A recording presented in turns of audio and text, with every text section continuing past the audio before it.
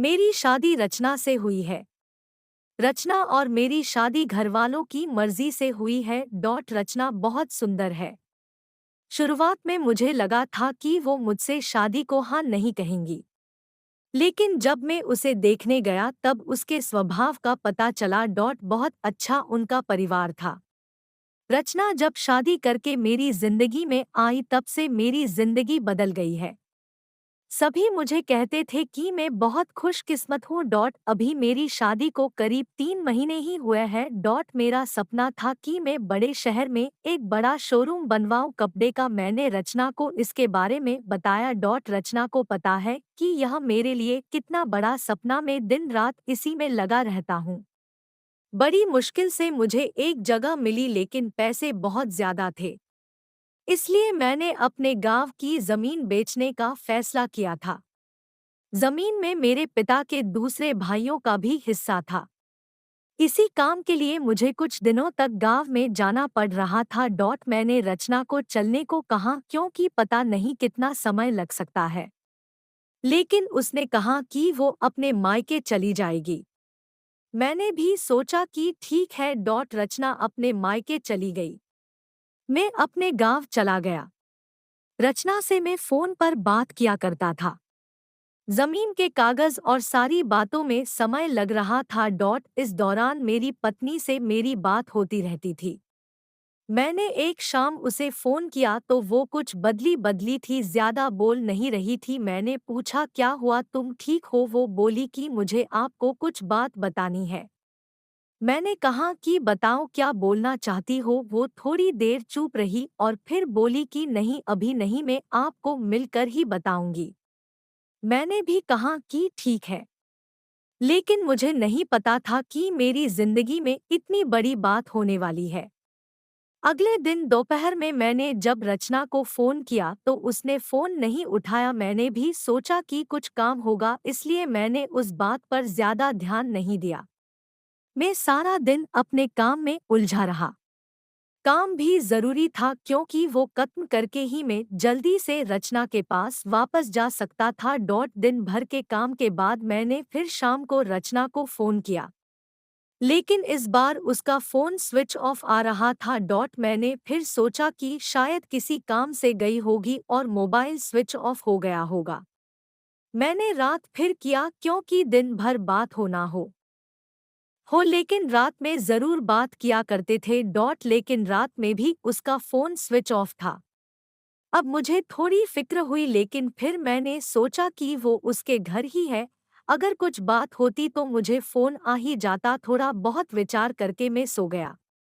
मैंने सोचा कि उसके घर में किसी को फोन करूं, लेकिन रात में उस समय फोन करना मैंने उचित नहीं समझा, इसलिए मैं सो गया। सुबह उठते ही मुझे यही ख्याल आ रहा था कि मैं रचना से बात करूं। सुबह भी मैंने फोन किया, लेकिन अभी भी वही बात, उसका फोन स्विच ऑफ ही था। अब मैंने उसकी मम्मी को फोन किया, लेकिन उन्होंने भी मेरा फोन नहीं उठाया। अब मुझे थोड़ी फिक्र होने लगी थी कि क्योंकि किसी से भी मेरी बात नहीं हो रही थी। करीब 3 दिन तक ना रचना का फोन आया ना उसकी माँ का। मैं अपने काम में लगा रहा। फिर एक शाम मेरी सास का फोन आया। मैंने पूछा कि रचना कहाँ है। वो बोली रचना अपनी एक चचेरी बहन की शादी में गई है। शायद वहाँ नेटवर्क नहीं होगा, इसलिए बात नहीं हो पा रही है। मैं भूल गया था, रचना ने मुझे बताया था कि वो वहाँ जाने वाली है। मेरी चिंता थोड़ी कम हो गई और मैं वापस अपने काम में लग गया। रचना वहाँ 5 दिन रुकने वाली थी, इसलिए मैंने सोचा कि शायद 5 दिनों तक मेरी रचना से कोई बात नहीं हो पाएगी। मेरा काम भी लगभग खत्म हो गया था। मेरे हाथ में पैसे 2 से 4 दिन में आने वाले ही थे। जैसे ही मेरे हाथ में पैसे आए मैं वहां से निकल गया। वहां से निकलने के बाद मैं सीधा अपने पत्नी के घर ही गया। उसे लेने के लिए जैसे ही मैं वहां पहुंचा, मुझे देखकर मेरी सांस खुश होने के बजाय डरी हुई दिखाई दी। मैं थोड़ी देर वहां बैठा, उनसे पूछा कि रचना कहाँ है। वो बोली कि वो अभी आई नहीं है। मैंने बोला कि आई नहीं है, अभी तक उसका फोन भी नहीं लग रहा। मैंने कहा कि आप मुझे वहाँ किसी का नंबर दे दो, कितने दिन से रचना से बात हुई नहीं है। वो कुछ देर सोचती रही, फिर बोली कि अभी मेरे पास नहीं है, मैं आपको किसी से पूछ कर देती हूँ। करीब 8 दिन हो गए थे मुझे रचना से बात किए। मुझे रचना पर भी गुस्सा आ रहा था कि उसका फ़ोन स्विच ऑफ क्यों है। साथ उसका फ़ोन काम नहीं कर रहा तो वो किसी के भी फ़ोन से बात कर सकती, लेकिन उसने मुझसे बात नहीं की। मैंने सोचा था कि जब वो आएगी तो उसे ज़रूर डांटूंगा। मेरी सांस का फ़ोन नहीं आया। करीब 12 दिन हो गए मैं उनके घर वापस गया, लेकिन अब वो भी घर पर नहीं थी, ना ही मेरा फ़ोन उठा रही थी। अब मेरे मन में बहुत सारे विचार आने लगे कि आखिर बात क्या है जो रचना और उसके घरवाले मुझसे इस तरह का बर्ताव कर रहे हैं। मैंने उन्हें मैसेज किया कि अब मैं पुलिस के पास जाऊंगा। मेरी इस धमकी से शायद वो डर गई और उनका फ़ोन आया। बोली कि बेटा, मैं तुम्हें कुछ बताना चाहती हूँ, तुम घर आ जाओ। अब मेरी चिंता बढ़ती जा रही थी। ऐसी क्या बात है जो यह सब मुझसे छिपा रहे हैं। मेरी पत्नी ने मुझसे 20 दिनों से बात नहीं की थी।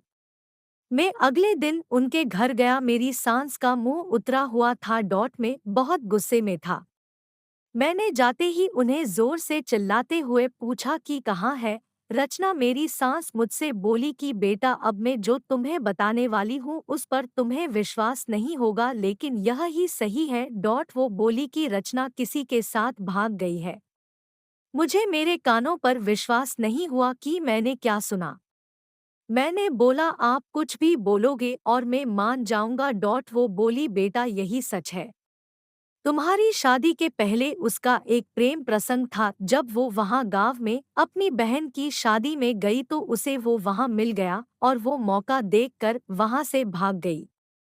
मैं जानती हूँ कि तुम उससे बहुत प्यार करते हो, लेकिन अब यही सच है, तुम्हें उसे भूलना होगा। हम लोग पुलिस के पास नहीं गए, नहीं तो बदनामी होगी। इसलिए हम इस बात को तुमसे छिपा रहे थे।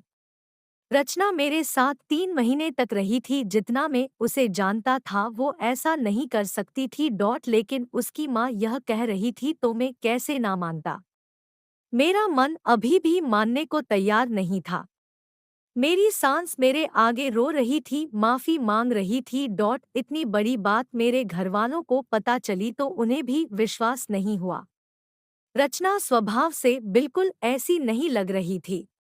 रचना की मां को देखकर मैं और मेरे घरवाले चुप रह गए। हमने कुछ बड़ा कदम नहीं उठाया। में अपने साथ हुए इस धोखे को बर्दाश्त नहीं कर पाया।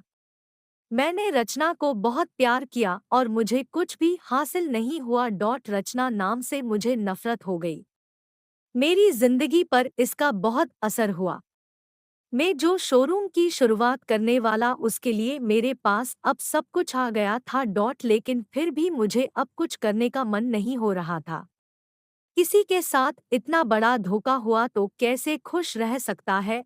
मेरे घरवाले मुझे संभाल रहे थे। मैंने उसे बहुत ढूंढने की कोशिश की। मैं चाहता था कि वो मुझे मिले तो मैं उससे पूछूं कि आखिर उसने मेरे साथ ऐसा क्यों किया।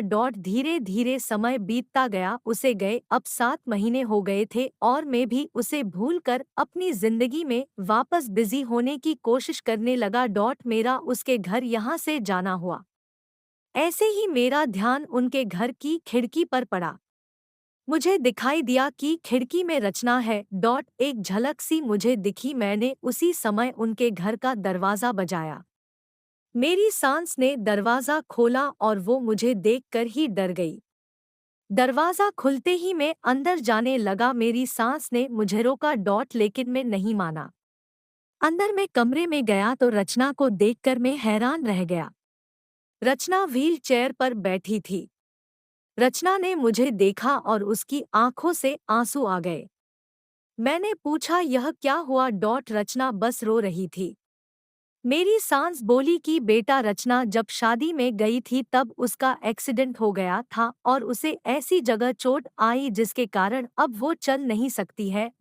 एक्सीडेंट के समय भी बेहोशी में यह कह रही थी तुम्हें ना बताए वो बड़े काम के लिए गए हैं। डॉक्टर ने जब बताया कि हो सकता है रचना अब चल ना सके और इलाज पर बहुत ज्यादा पैसा लगेगा, तब भी मैंने कहा कि दामाद जी को बता देते हैं, लेकिन रचना ने कहा कि मैं उनकी जिंदगी खराब नहीं कर सकती। उनका सपना है शोरूम खोलने का है, उनकी जिंदगी में जाऊंगी तो उन पर बोझ ही बनूंगी, इसलिए रचना ने यह झूठ तुम्हें कहने को कहा ताकि तुम उसे भला बुरा कहकर उसे भूल जाओ, उससे नफरत करो। मेरी पत्नी मुझसे इतना प्यार कहती थी, मैंने उससे कहा कि रचना अगर मेरे साथ ऐसा कुछ हो जाता तो क्या तुम मुझे छोड़ देती।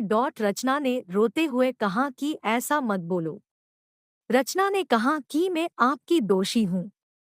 एक्सीडेंट में हमारा बच्चा जो मेरे गर्भ में था वो भी नहीं बचा। आप मुझे भूल जाए, दूसरी शादी कर लीजिए, मैं आप पर बोझ नहीं बनकर रहना चाहती। रचना की आंखों से आंसू नहीं रुक रहे थे, कितने दिनों उसने इन्हें रोक रखा होगा। मैंने रचना को बीते कुछ महीनों में ना जाने क्या कुछ नहीं कहा, लेकिन अब वो रचना को एक पल भी अपने से दूर नहीं रखना चाहता था।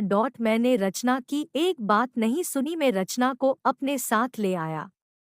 अब कोशिश यही है कि वो फिर से चल सके। मैंने मेरा शोरूम बेच दिया और अच्छे से अच्छे अस्पताल में रचना को दिखाया है। उम्मीद की किरण दिखाई दे रही है। बस मैं यही चाहता हूँ कि वो फिर से अपने पैरों पर खड़ी हो जाए।